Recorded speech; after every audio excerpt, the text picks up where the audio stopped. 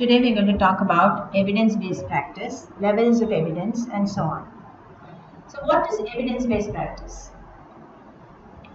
What used to happen in clinical practice is we did what was based on what our seniors had taught us, based on notes, what is traditional knowledge. So that is when you practice based on habit, you're going from an upstanding researcher or an upstanding clinician to a poorer clinician. Whereas the trend is reversed if you do your clinical practice based on research. From what you don't know, you learn more and more, and you become better and better clinician, which is the point of doing evidence-based practice.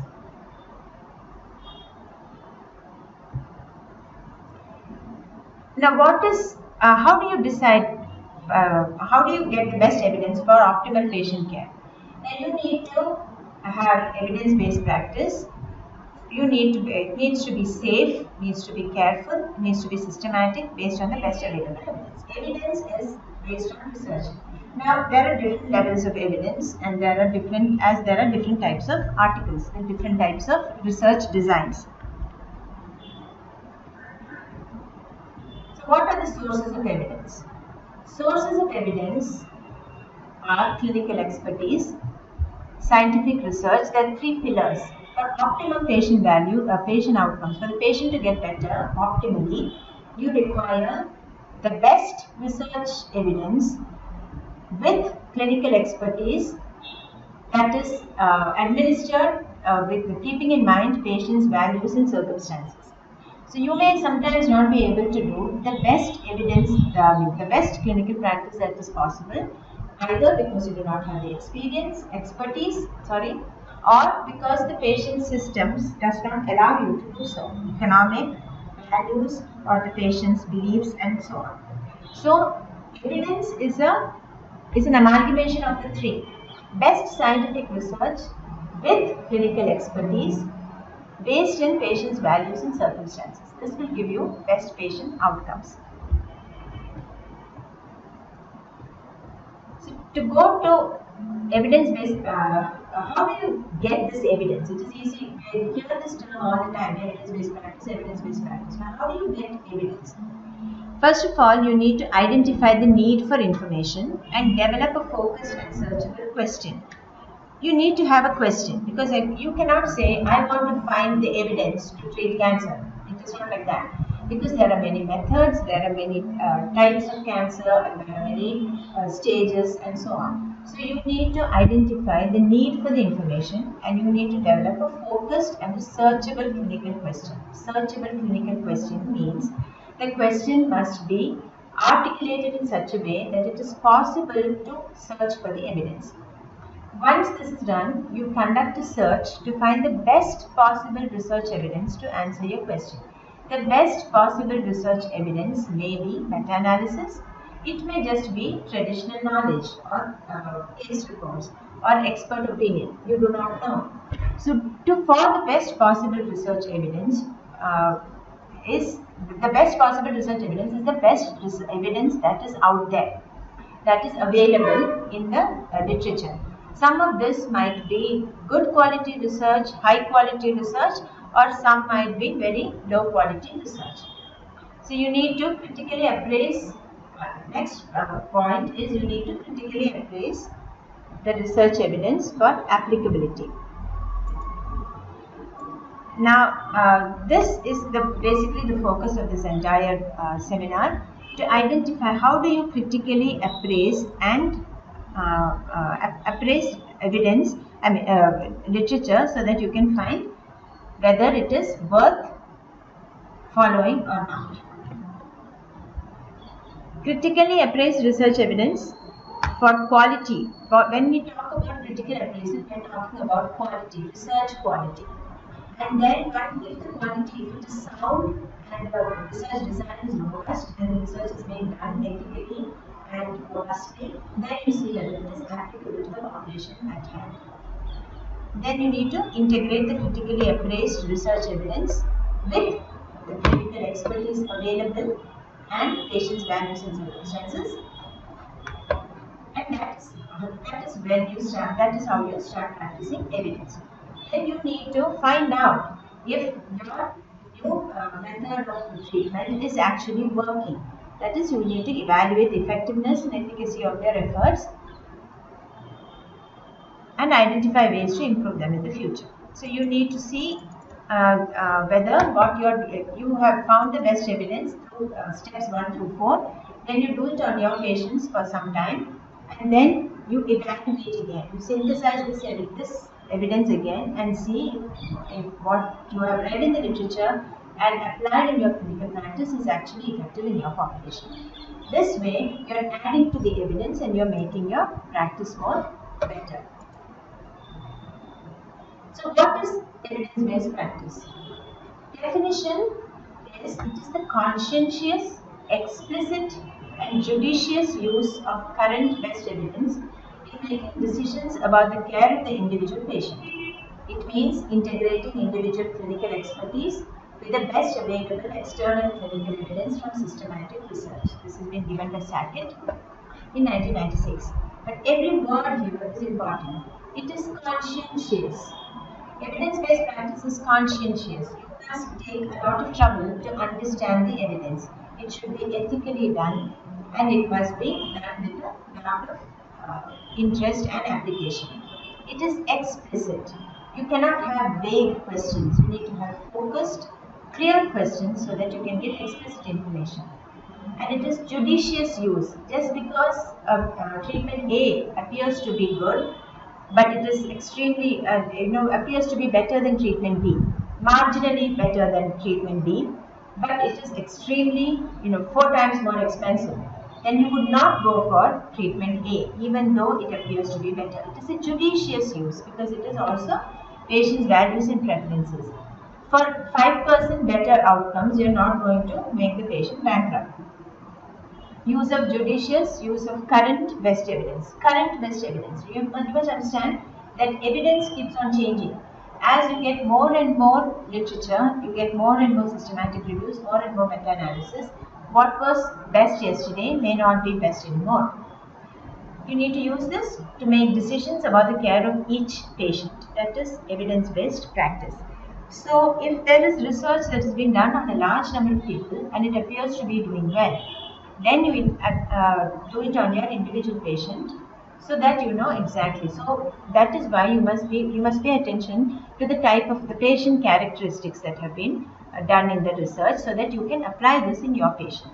Does it mean that does your patient match the criteria for this particular treatment? It also means integrating individual clinical expertise with the best available external clinical evidence from systematic research. The best available external clinical evidence is what you get from research, and you must have the expertise to carry out those treatments. Otherwise, you would not be able to do that particular treatment. That is evidence-based practice. Why do we do evidence? What is the need for EBP? EBP aims to improve the care of patients, carers, and communities. It reduces the variations in practice. So, if you have from EBP, from literature, you get current practice guidelines, you get consensus statements, and the expectation is that everyone in that country or in that society will follow the same thing. So, if I have gone to a patient in city A, to a doctor in city A, and XYZ has been done to me. With this information, I go to some other city. There should be seamless continuation of my treatment without any change. They should not change the medication, or they should not say this is not the right thing. If EBP is followed consistently, then there will be seamless management through consensus statements and standards of care. You need to use evidence from high quality research to inform practice, balancing known benefits and risks. One of the most important things that all healthcare providers must remember is that we should not do harm. So if there is evidence of adverse effects, then you would not do this particular treatment. So you need to know benefits and risks. That is another thing that you would appraise for. You need to challenge views. EBP helps you to challenge views based on beliefs rather than evidence. Beliefs are judgmental. Beliefs are based on what you know, what you have seen. It is not empirical evidence, and it is not, and it cannot be believed. It aims to make decision making more transparent. I can say that if the patient has this characteristic, this is the treatment that has been found to be effective, and that is what I'm going to do. So there is transparency. This information can be passed on to the patient, it can be passed on to other caregivers, it can be passed on to policy makers, and it can be passed on to third party players. So you know that you are doing the right thing, and everybody knows that you're doing the right thing. It aims to integrate patient preferences into decision making. Now, the patient might say, you tell the patient that from the best evidence that is available now, this appears to be marginally better, this appears to be a marginally better treatment than the other treatment. The patient says it's okay. I don't want to go through the trouble of having surgery and go for conservative management, even though I understand that my outcomes may be slightly worse. So that is up to the patient. It is not for the doctor to decide or the healthcare provider to decide. So you can integrate patient preferences into decision making. So when we do systematic reviews, we can also include patient preferences that would be in mixed methods reviews. Ensure that knowledge continues to inform practice through lifelong learning activities.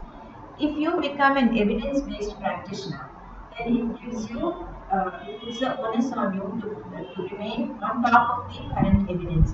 So that will inculcate lifelong learning activities. So you will tend to read regularly, as all of us should be doing.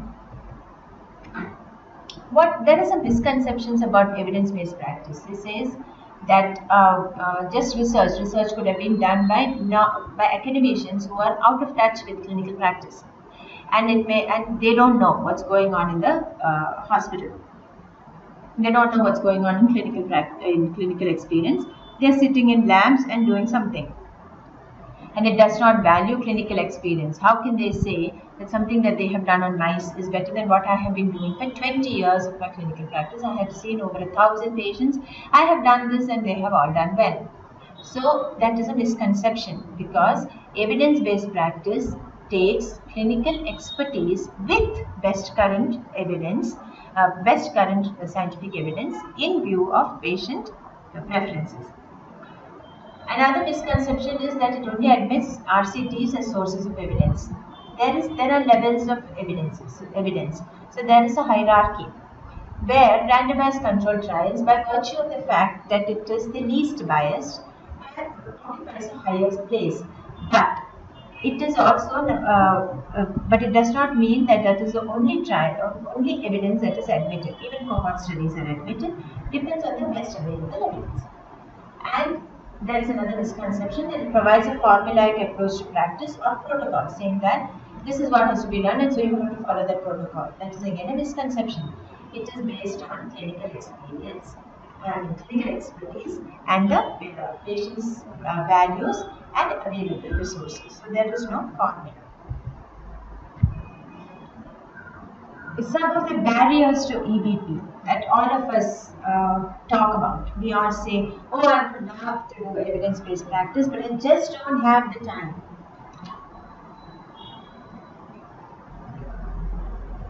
Excuse me. I don't have the time. That is not true. Because if you can make it into a habit to read current evidence, now it's so easy. You can have your articles on your telephone.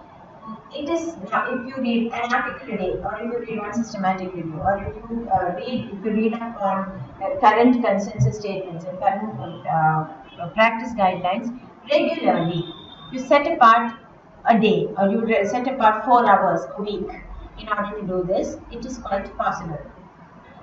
Another people say that this research was done in US. It was done in high resource settings. It is not generalizable. It is not possible in our country.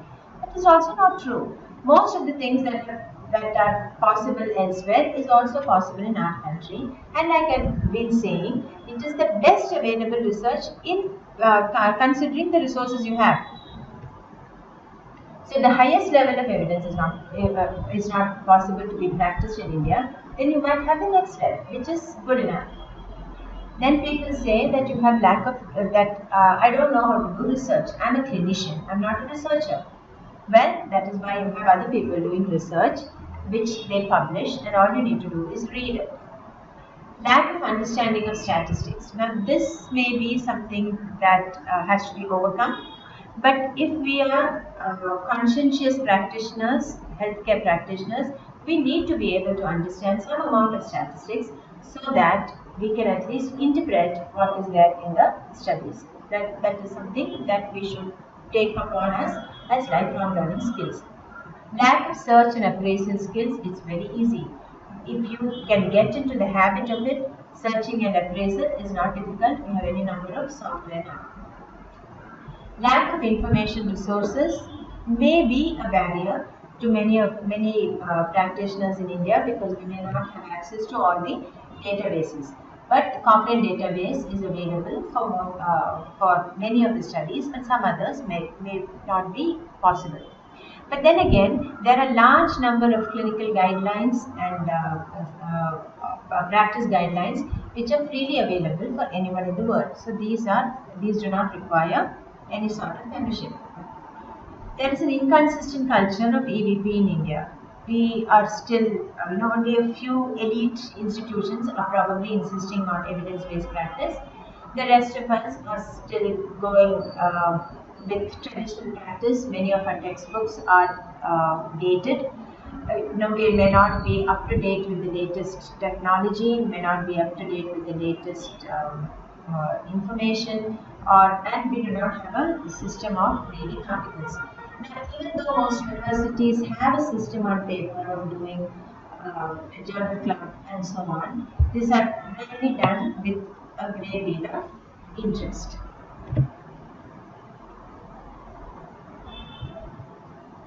What is a searchable clinical question? A searchable clinical question must be focused. You must be able to search it. So focus. You should know what kind of patients are you targeting. Are you looking at older people, younger people? What kind men, women? Are there any other variables, any demographic, anthropometric variables, or any other variables that might be important to us? So you need to have focus on the clinical question. The question must be searchable.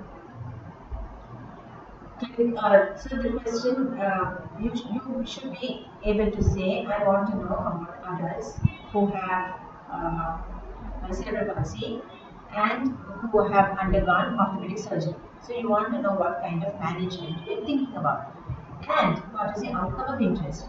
I want to know if adults with cerebral palsy, if they undergo orthopedic surgery, are they going to be able to walk better? So, the patient characteristic is adults with cerebral palsy.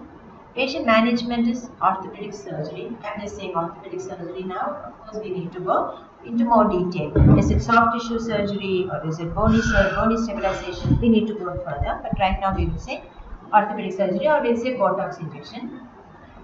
Outcome of interest is gait. Are they able to walk better? So, every question must have the patient characteristic, what management, what exact treatment are you trying to search for, and what is the outcome you are looking at.